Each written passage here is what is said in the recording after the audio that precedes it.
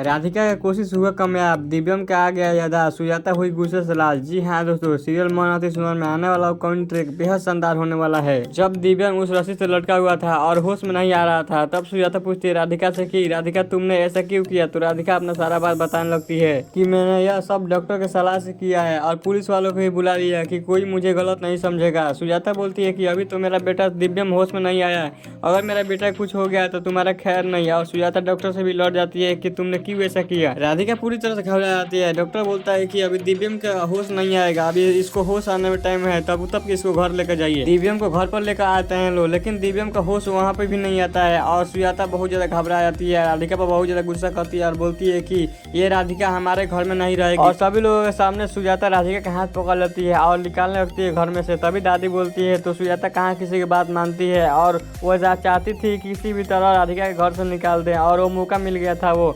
और जैसे ही निकालने वाली थी तब तो दिव्यम का होश आ जाता है। राधिका का हाथ छोड़कर और दिव्यम के पास चली जाती है और उस दिव्यम को पानी पिलाने लगती है। दिव्यम देखते हैं राधिका तो उसका होश उड़ जाता है और उसके पास जाने लगते हैं। सारे लोगों को लगता है कि दिव्यम का याददाश्त आ गया, लेकिन दिव्यम थोड़ा सा राधिका के साथ प्रेम करता है और बोलता है कि डॉक्टर राधिका तुमने मुझे क्यों धक्का दिया। यह बात सुनकर सारे लोग का होश उड़ जाता है कि इसका फिर याददाश्त नहीं आया अभी तक। और सुजाता बोलती है कि मैं बोली थी कि यह सब करने से कुछ भी नहीं होगा और गोलू कली और राधिका मिलकर मेरा मुन्ना के इतना ज्यादा तकलीफ दिया है लो और उसका याददाश्त भी नहीं आया है। फिर दिव्यम बोलता है राधिका से कि मुझे सारा याददाश्त आ गया है और दिव्यम अपने शादी वाला और भी बात बताने लगता है कि काया मुझे धक्का दी थी और इसीलिए मेरा याददाश्त चला गया। यह बात सुनकर सारे परिवार में बहुत ज्यादा खुशी आ जाती है। दिव्यम राधिका गले से लगा लेती है। फिर होता है दिव्यम के परिवार में एक और मेहमान का एंट्री। दादी बोलती है कि भोलेनाथ की कृपा से हमारे घर में बहुत दिनों के बाद खुशियाँ आया हुआ है, इसीलिए हम सभी लोग भोलेनाथ के पूजा करेंगे आज। और सारे लोग पूजा अर्चना करने लगते हैं। फिर दिव्यम के परिवार में जो मेहमान आई हुई थी उसको दिव्यम के माँ सारे बात बताने लगती है कि हमारे दिव्यम का याददाश्त चला गया था, उस काया ने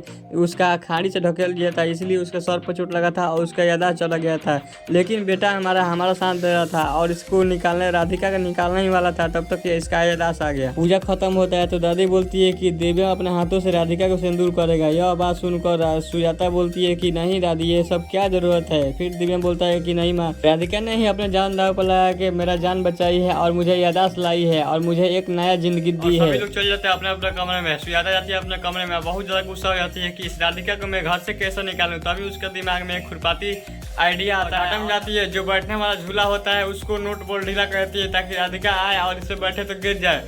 फिर ठीक वैसा ही होता है, राधिका आती है अपने कमरे से माँ से बतियाते हुए और उससे बैठी है, तब तक झूला टूट जाता है और गिर जाती है। राधिका वहीं पर बेहोश हो जाती है। फिर दिव्यम चिल्लाते हुए आते हैं और देखते हैं कि राधिका बेहोश हो गई है। तो दोस्तों आप लोग क्या लगता है कि दिव्यम अब बचा पाएंगे राधिका को या नहीं, अपना कमेंट में जरूर बताएं। और इसी तरह की वीडियो देखने में चैनल सब्सक्राइब कर, लाइक कर, शेयर कर। मिलते हैं नेक्स्ट वीडियो, तो जय हिंद।